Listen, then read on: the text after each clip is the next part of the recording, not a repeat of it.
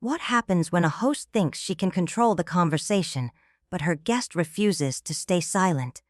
The applause had barely died down when Meghan Markle stepped onto the set of The View.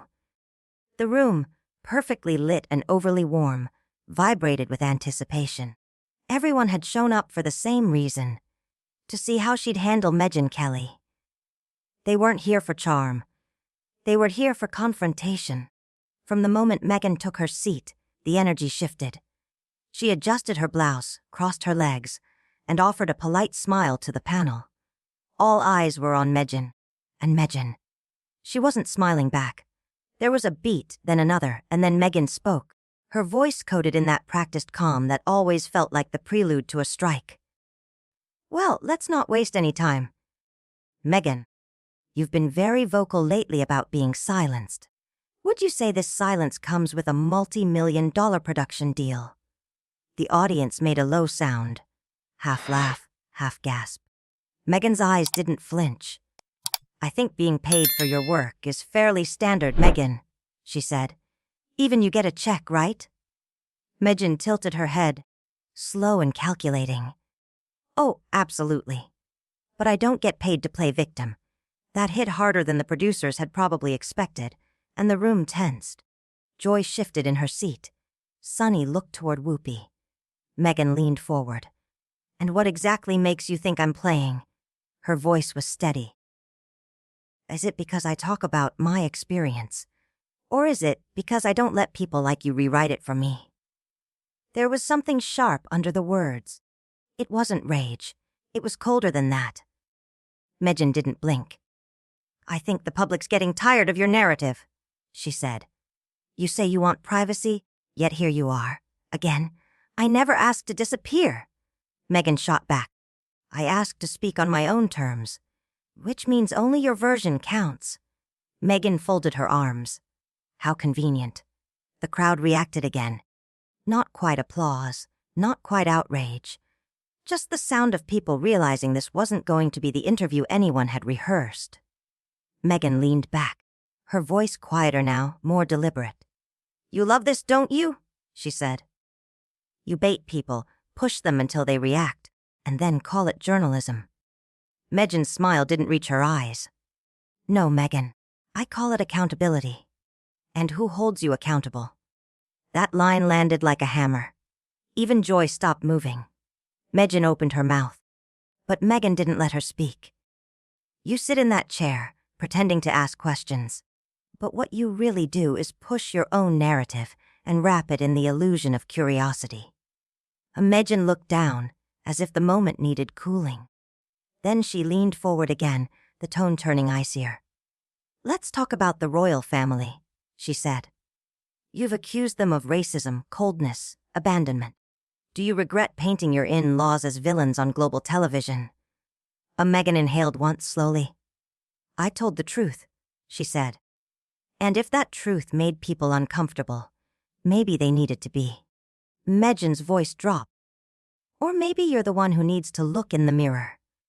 It was direct, brutal, and deliberate. A needle aimed at skin she assumed would break. But Megyn didn't break. She leaned forward, eyes locked. "I know exactly who I am. Can you say the same?" There was no applause now. The air had thinned. Everyone on set felt it. The fight wasn't loud. It didn't need to be. It was precision warfare. Two women cutting in public, clean and rehearsed, but still personal. Megyn tilted her head again, and for a second, it looked like she might laugh. But she didn't. Instead, she pivoted. "Let's move on to the Netflix docuseries," she said, eyes narrowing. "You said it was your story. Yet the critics are calling it controlled, polished, even scripted. How authentic can a story be when it's edited to perfection?" "You watched it?" Megyn asked. "Of course. Then you saw the parts that made you uncomfortable." That's what truth does. It doesn't flatter. Megyn held still. "And what about the parts you left out?" "Like what?" "The contradictions, the inconsistencies. One minute you're desperate for peace, the next you're filming your pain in HD. Megyn looked directly into her eyes. "You think pain can't coexist with purpose?" I think performance can be mistaken for pain. That was the moment something in Megyn's jaw tightened. She didn't lash out. She didn't raise her voice. But when she spoke again, her words didn't move. They punched. You can reduce me to a headline if it helps your ratings, but don't confuse that with understanding. You don't know my life. You don't know what I've carried. You only know how to turn pain into a monologue. There it was. No one on set moved. Even Whoopi's hand mid-gesture stopped mid-air. Megyn's voice had lost its rhythm. There was a pause, just enough to show the shift. Megyn didn't let it go. You poke and prod until someone bleeds, then act surprised when they finally say something that cuts back. I don't poke, Megyn said flatly. I ask questions. You don't ask, Megyn corrected. You accuse.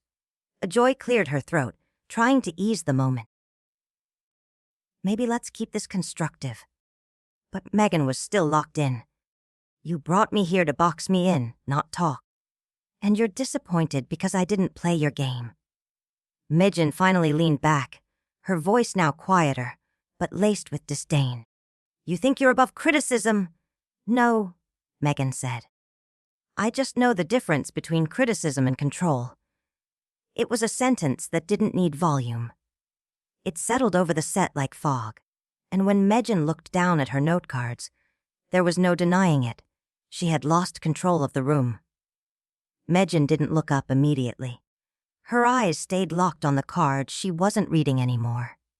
The studio, once pulsing with the usual rhythm of daytime talk, had dropped into something else entirely, a place of unscripted discomfort. Whoopi cleared her throat softly, but no one moved to take control.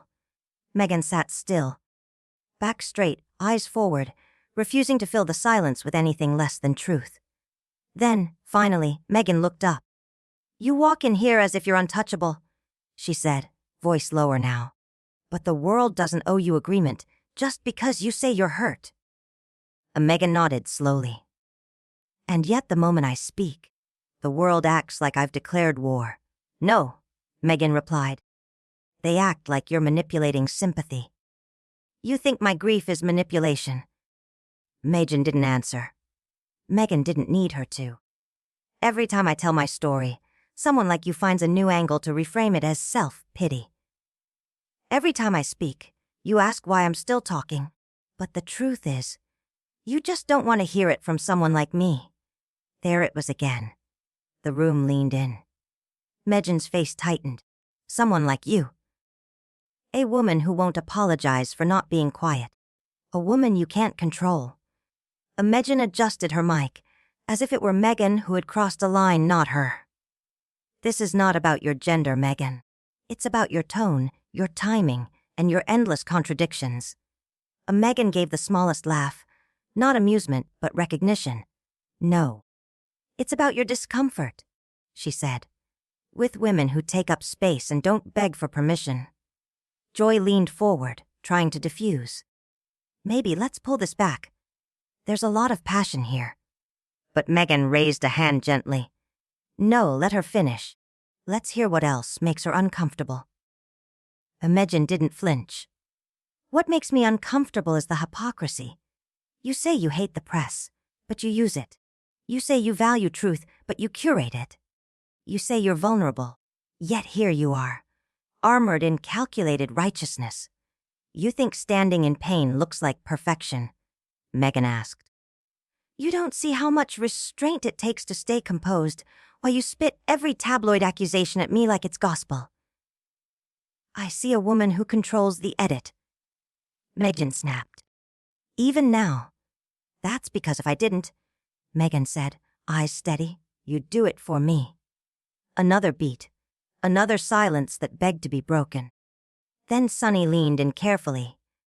Let's talk about public image, she offered. Do you think the backlash you've received is based on miscommunication, or is it simply? But Megyn cut across her. No, let's talk about accountability. Because that's the word Megyn never brings up. Megyn's gaze shifted. I've held myself accountable in every interview, every speech, every admission. Only when it serves the brand, Megyn said. And what's your brand, Megyn? Megyn's tone was quiet again. Tearing down the women who won't bow to you. The temperature dropped. Even the crew behind the cameras froze. Eyes met across the stage, wide, uncertain.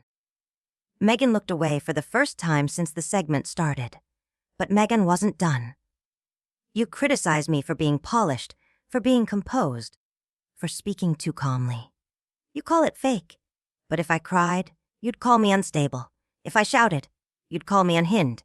If I walked off this set right now, you'd say I couldn't handle the pressure. She paused. So tell me, Megyn, which version of me would you finally believe? The question hung in the air. Megyn's voice came back sharper, colder. I would believe the version that doesn't spin every criticism into a conspiracy. And I would believe you, Megyn said, if you ever asked a question without already knowing the insult hidden behind it. Then tell me this. Megyn leaned in. Do you think you've ever made a mistake? Megyn nodded instantly. Of course I have. Many. Name one. Trusting interviews like this, Megyn said. That broke the silence completely. A few gasps, a scattered whoa from the audience. Even Whoopi blinked in surprise. Megyn's mouth opened slightly, then shut. You came here willingly. No, Megyn said. I came here hoping for a conversation. What I got was an ambush. Megyn tossed the card stack down. Nothing about this was an ambush. It was always going to be, Megyn said. Because that's what you do. You dress up confrontation as conversation, then act surprised when your guest bites back. The air had shifted now, not just between them. The entire set felt it. Megyn stayed still.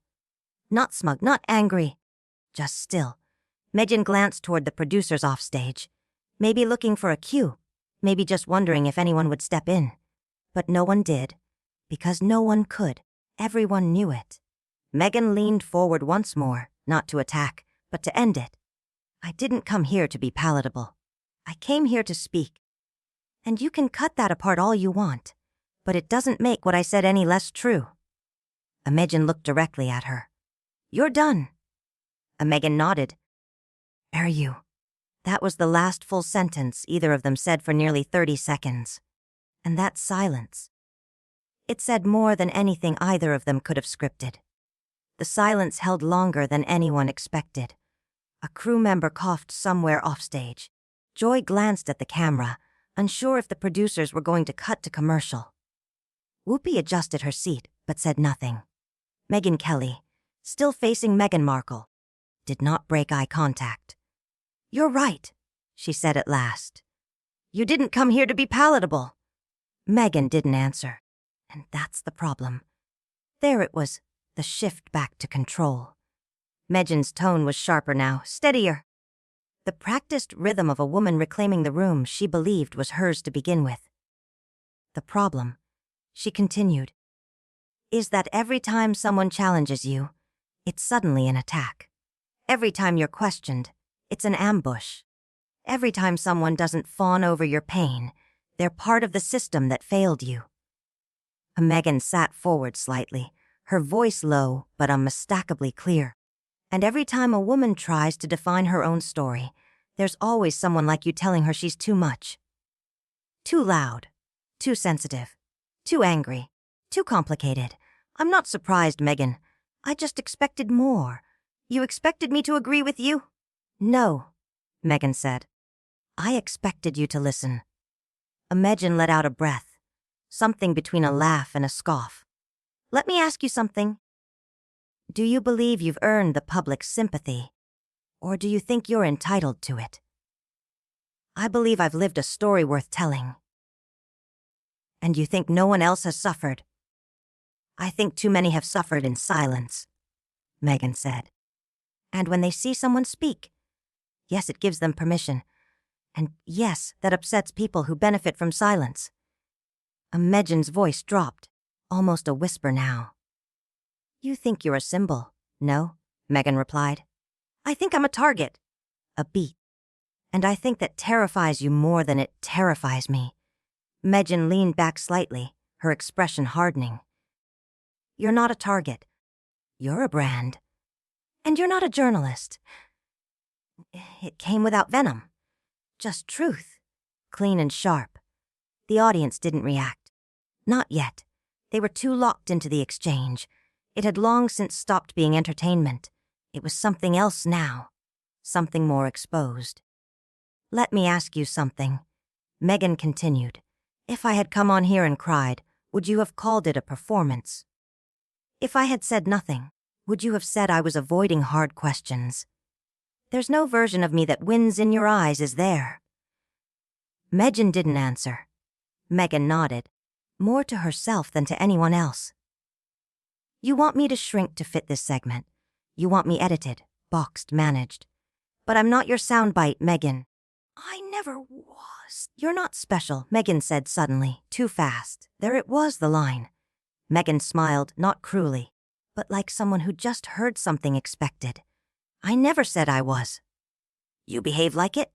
No, Megyn said. I behave like someone who's tired of being told what she's allowed to say. Megyn shook her head. People are exhausted by you. People? Megyn repeated. Or you? Hajo cleared her throat. Ladies, maybe we bring this. But it was too late. The exchange had reached a point beyond moderation. Megyn turned, looking directly at Megyn. You built your career off confrontation. And now that someone's confronting you back, you call it deflection. You want the mic, but not the mirror. Megyn's hands tightened on her notecards, then loosened again. I built my career asking hard questions. No, Megyn said. You built it asking questions you already thought you knew the answer to. Then why are you here? Megyn snapped. Why sit in this chair if you don't respect the questions? Because I know your audience deserves better than this performance, Megyn said. And because I came here to speak to them, not you. A flicker of movement. A few audience members murmured, surprised. It wasn't disrespectful. It was defiant, and Megyn felt it. That's enough, she said. Her voice was flat, final. Agreed? Megyn said. Then she removed her mic, not with anger. Not as a walkout. It was deliberate, controlled, chosen. She stood slowly. There were no handlers rushing the stage. No cue cards flipping. Just silence again. Watching. Megyn looked at the panel one last time, then back to Megyn. You don't have to agree with me, but you don't get to erase me. And with that, she turned and walked off the set. Megyn stared forward, hands still gripping the cards. There were no cheers, no gasps, just the weight of a conversation no one expected to go this far. Whoopi shifted slightly. Joy looked down. Finally, Megyn spoke again, softer this time. We'll be back after the break. But the segment was over. The show would move on. Viewers would keep watching. But something in the room had cracked, and everyone knew it. If you made it to the end, tell me. Was Megyn right to walk away, or should she have stayed and said more? Drop your thoughts in the comments, and don't forget to subscribe for more. We've got more coming. Always.